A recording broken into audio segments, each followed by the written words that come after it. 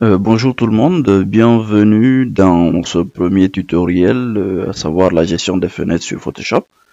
Ici, il est question sans exception de se familiariser avec l'interface de la version 6, à savoir le CS, Photoshop CS6. Donc pour ce faire, comme vous pouvez l'observer, nous avons déjà ici un travail qui avait déjà été débuté. Donc ce que je peux faire, c'est refermer ces différents éléments de part et d'autre, de façon à pouvoir ici obtenir quelque chose de bien plus attrayant.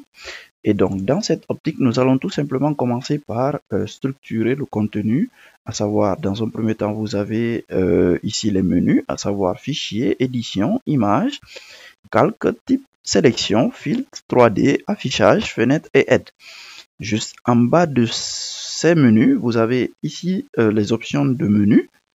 Et par la suite, à votre gauche, vous pouvez observer ici les différents outils que nous allons ici devoir utiliser tout au long de cette formation.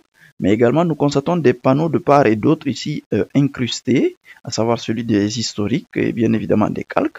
Maintenant, le plus important pour nous, c'est d'abord de pouvoir ici choisir notre espace de travail. Donc, dans cette optique, vous pouvez observer juste à votre droite, c'est écrit TP2. Donc, nous avons un espace de travail TP2 et tant d'autres qui sont ici disponibles, à savoir TP1 qui avait déjà été créé et bien évidemment des basiques plus élémentaires. Donc, dans cette optique, nous pouvons par exemple choisir de supprimer sans exception des espaces de travail. Donc, je vais sélectionner TP1 et je vais supprimer. Et voilà, je peux revenir là. Je vais prendre essentiel. Je vais configurer ma fenêtre comme un espace de travail essentiel. Ensuite, je pourrais venir ici, supprimer TP2. Et voilà, ça y est.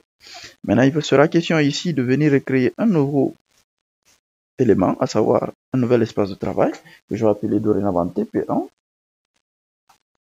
Et voilà, j'active les options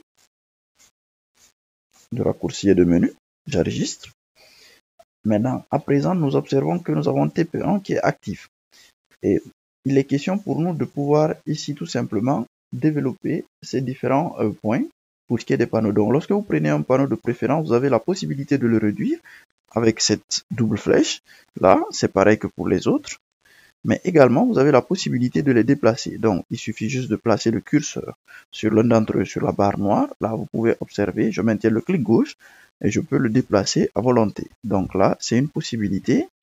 Ainsi, je peux par exemple venir dans Fenêtre, les désactiver ici, de façon à pouvoir ici les utiliser plus tard. Mais je vais d'abord les incruster les uns aux autres avant de pouvoir ici les développer pour pouvoir ici les désactiver.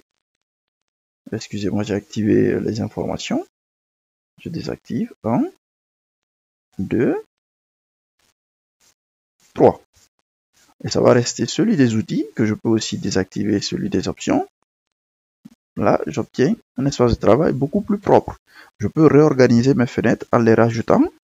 Je vais ajouter d'abord les outils qui sont essentiels et les options qui sont prioritaires avant de pouvoir choisir par exemple l'historique qui me permettra de configurer de façon plus simple mes étapes de travail. Donc, je vais l'incruster à gauche. Maintenant, pour l'incruster, vous maintenez la pression sur la barre noire et vous placez le curseur au même endroit que celui des outils. Donc, un alignement en voyant la barre bleue, c'est que c'est bon, je peux laisser.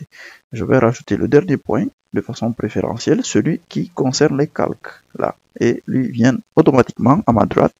Et il s'ajoute maintenant, ajoutons juste un petit fichier, file, new. Je vais renommer celui-ci séance 1. Et je vais valider OK. Et voilà. La tour est finie. Merci. Donc, je vous remercie pour ce petit tutoriel et à bientôt.